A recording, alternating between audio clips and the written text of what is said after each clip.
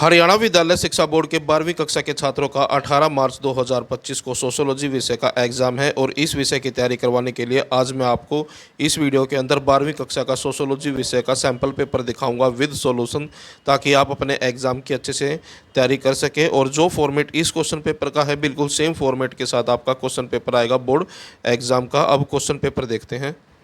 जैसा कि आप देख सकते हैं, हरियाणा विद्यालय शिक्षा बोर्ड का ये क्वेश्चन पेपर है सेशन 2024 और 25 के लिए समाज शास्त्र यानी कि सोशियोलॉजी का क्वेश्चन पेपर है। 80 नंबर का पेपर आएगा और 3 घंटे का टाइम मिलेगा आपको क्वेश्चन पेपर सोल्व करने के लिए। यहाँ से आपके क्वेश्चन स्टार्ट होते हैं। सबसे पहले पार्ट ए के अंदर एक एक नंबर वाले क्वेश्चन आएंगे और पहला क्वेश्चन है, समाजशास्त्र अपनी व्यक्तिगत परेशानियों एवं सामाजिक मुद्दों के बीच कड़ियों और संबंधों को उजागर करने में मदद करता है। उक्त कथन किसका है, यानी कि ये बात किसने बोली है? तो इस क्वेश्चन का जो आंसर है वो है option A, C Wright Mills ने।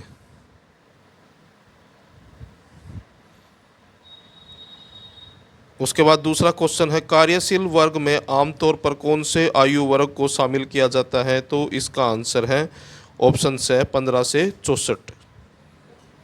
उसके बाद तीसरा क्वेश्चन है, कौन सी जनगणना के अंतर्गत जाति के सामाजिक अधिक्रम के बारे में जानकारी एकत्रित करने का प्रयास किया गया? तो ये था 1901 में। उसके बाद क्वेश्चन नंबर 4 है, नाकर टारो की बैंकिंग व्यवस्था किस पर आधारित थी? तो इसका आंसर है ऑप्शन द जाति पर। उसके बाद क्वेश्चन नंबर 5 है, सामाजिक संसाधन पूंजी को 3 रूपों में आर्थिक, सांस्कृतिक व सामाजिक पूंजी के रूप में किसने विभाजित किया? तो इसका आंसर है पीटर बोदरयू ने। उसके बाद क्वेश्चन नंबर 6 है, गरीबी रेखा से नीचे की जनसंख्या का प्रतिशत 2011 और 12 के अनुसार ग्रामीण भारत में कितने रुपए से कम प्रति व्यक्ति माह व्यय करने वाले व्यक्ति को गरीबी की श्रेणी में रखा गया है? तो ये था 1000। उसके बाद क्वेश्चन नंबर 7 है, जनजातीय लोग बाहरी लोगों जैसे व्यापारी, साहूकार, मिशनरी, हिंदू जमींदार और अंग्रेज आदि के लिए किस शब्द का प्रयोग करते थे? तो इसका मतलब है दिकुस। ये जो है ऑप्शन बे दिक्कू। उसके बाद अगला क्वेश्चन है, 1956 में राज्य पुनर्गठन आयोग ने किस आधार पर भारत का नया नक्शा तैयार करने का समादेश दिया? तो ये था भाषाई, यानी कि भाषा के आधार पर। उसके बाद 9वां क्वेश्चन है, सूचना का अधिकार अधिनियम कब लागू हुआ? तो ये हुआ था 13 अक्टूबर 2005 को।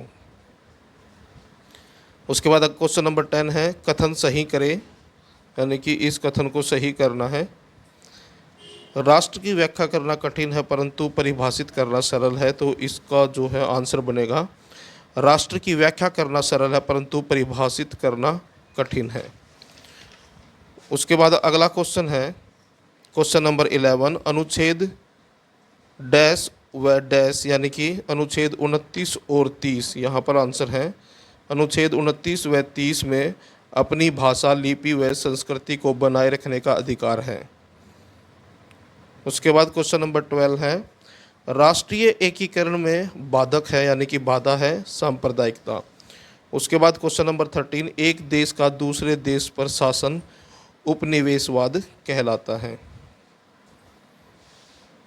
उसके बाद क्वेश्चन नंबर 14, इसके अंदर अभिकथन है और कारण है। अभिकथन में है, औपनिवेशिक सरकार गलत तरीकों से मजदूरों की भर्ती करती थी, और कारण के अंदर है, औपनिवेशिक सरकार मजदूरों के स्वास्थ्य व सुविधाओं का पूरा ध्यान रखती थी। तो इस क्वेश्चन का जो आंसर है वो है ऑप्शन से असत्य है परंतु ब असत्य है। उसके बाद क्वेश्चन नंबर 15 है, मुफ्त में की गई मजदूरी इसको कहते हैं बेगार कहलाती है।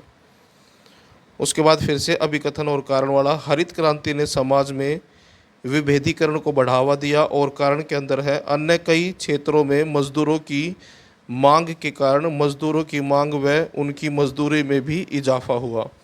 तो इस क्वेश्चन का जो आंसर बनेगा वो है ऑप्शन बी यानी कि ब ए व ब दोनों सत्य हैं, ब ए की सही व्याख्या नहीं करता है।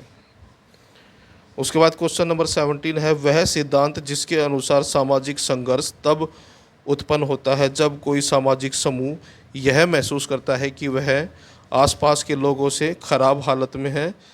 तो इसका आंसर बनेगा सापेक्षिक वंचन का सिद्धांत। उसके बाद नेक्स्ट क्वेश्चन है क्वेश्चन नंबर 18, नया किसान आंदोलन 1970 में कौन से राज्यों में प्रारंभ हुआ? तो इसका आंसर है ऑप्शन ए व स, यानी कि ए और सी दोनों, यानी कि पंजाब और Tamil Nadu.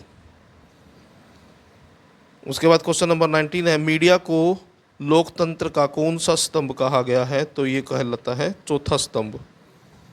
All India radio Akashvani की स्थापना कब हुई थी? तो इसकी स्थापना हुई थी 1936 में। उसके बाद यहाँ से पार्ट बी है, दो नंबर वाले क्वेश्चन है ये। तो 2 नंबर में ये क्वेश्चन आया हुआ पहला, जनसांख्यिकी लाभांश क्या है? और चॉइस में भी क्वेश्चन है, तो ये क्वेश्चन है और इसके नीचे यहाँ पर आंसर है इसका।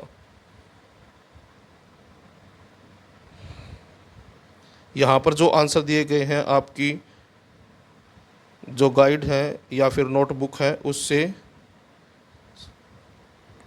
आसान भाषा में दिए गए हैं, यानी कि इन क्वेश्चनों को अगर आप जल्दी से रिवाइज करना चाहते हैं तो यहाँ से आप कर सकते हैं। अगर सभी क्वेश्चनों को एक्सप्लेन करते हैं तो वीडियो काफ़ी बड़ी हो जाएगी। तो ये क्वेश्चन नंबर 23 है, वर्ण क्या है? यहाँ पर क्वेश्चनों को ज़रूर रिवाइज करें, यानी कि आपके जो इम्पोर्टेंट क्वेश्चन है उनका क्विक रिवीजन हो जाएगा। क्वेश्चन नंबर 24 है, सांस्कृतिक विविधता से आप क्या समझते हैं? और चॉइस में भी क्वेश्चन है इसके, तो ये है आंसर। उसके बाद क्वेश्चन नंबर 25 है ये, संरचनात्मक परिवर्तन से आप क्या समझते हैं? तो यहाँ पर आंसर में दिया है सामाजिक संबंधों में होने वाले परिवर्तन को संरचनात्मक परिवर्तन कहते हैं। उसके बाद क्वेश्चन है, भारतीय संविधान से आप क्या समझते हैं? कृषक समाज किसे कहते हैं? जो आपके सैम्पल पेपर हैं, प्रीवियस ईयर क्वेश्चन पेपर है, अगर आप इनकी तैयारी करते हैं तो जो आपके इम्पोर्टेंट क्वेश्चन हैं उनकी आपकी तैयारी हो जाएगी। और इनमें से क्वेश्चन रिपीट होते हैं। पार्ट सी क्वेश्चन नंबर 30,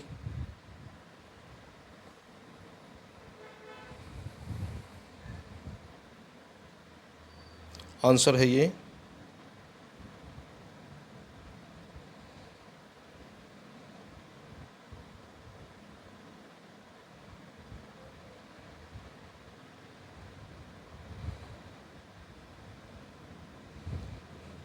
उसके बाद क्वेश्चन नंबर 31,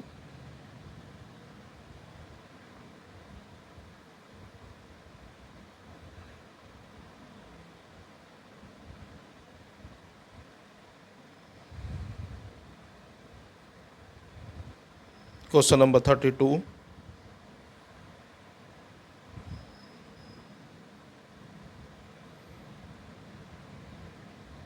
और ये है आंसर।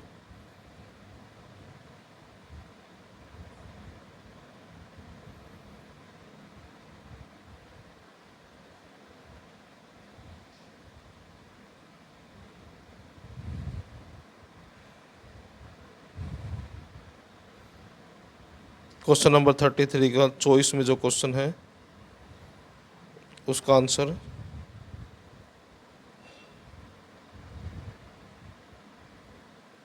उसके बाद क्वेश्चन नंबर 34,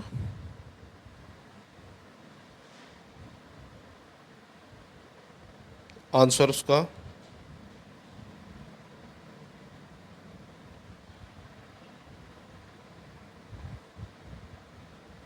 उसके बाद क्वेश्चन नंबर 35,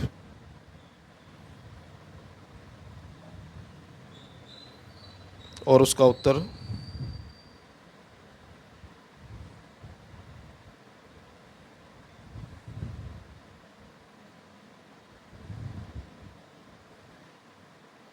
उसके बाद है part D, question number 36।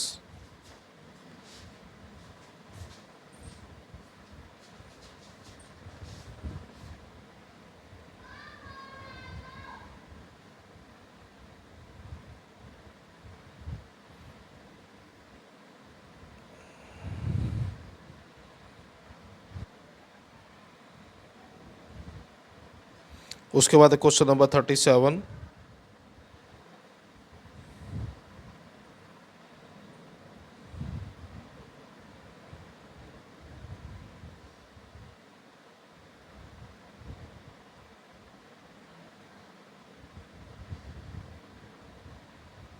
Question number 38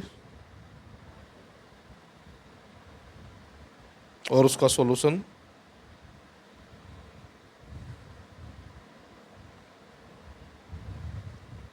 तो ये था 12वीं कक्षा का सोशियोलॉजी विषय का क्वेश्चन पेपर और उसका सॉल्यूशन। वीडियो अच्छी लगे तो लाइक करें, चैनल को सब्सक्राइब करके ऑल के बटन के ऊपर क्लिक कर ले ताकि जब नेक्स्ट वीडियो अपलोड हो तो उसका नोटिफिकेशन आपको मिल जाए।